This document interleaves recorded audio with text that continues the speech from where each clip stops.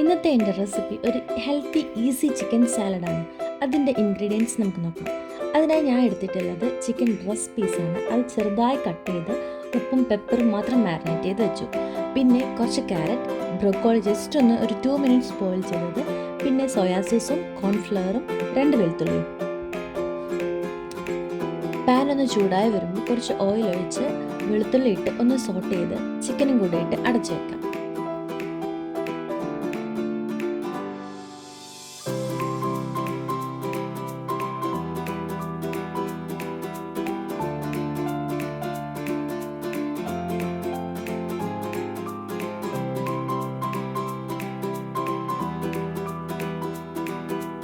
ഒരു 5 മിനിറ്റ് കൂടുമ്പോൾ ജസ്റ്റ് ഒന്ന് ഇളക്കി 2 സൈഡും ഒന്ന് കുക്കായി വരുന്നവരെ അടച്ചു വെച്ച് വേവിക്കാം.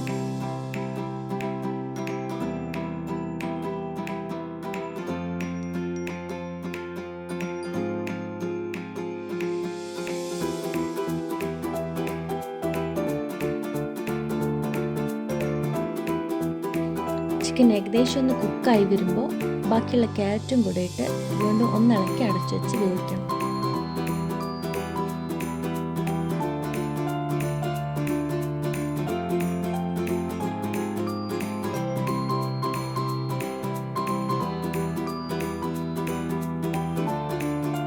ക്യാരറ്റ് ഒന്ന് കുക്കായി വരുമ്പോൾ അതിൽ ബാക്കിയുള്ള ബ്രക്കോളിയും കൂടിയിട്ട് നന്നായി ഇളക്കി വീണ്ടും അടച്ചു വെച്ചതിന് ഒരു 2 മിനിറ്റ് വേവിക്കാം.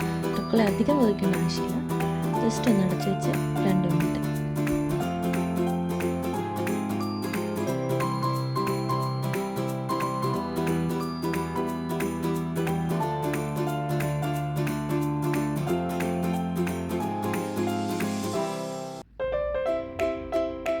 എല്ലാം നല്ല കുക്കായി വന്നിട്ടുണ്ട്. അതിനുശേഷം 1 സ്പൂൺ സോയാ സോസ് നമുക്ക് അതിലേക്ക് ചേർക്കാം. സോയാ സോസ് ആവശ്യമുള്ളവർക്ക് ചേർക്കാം, അല്ലാത്തവർക്ക് ചേർക്കാതിരിക്കാം.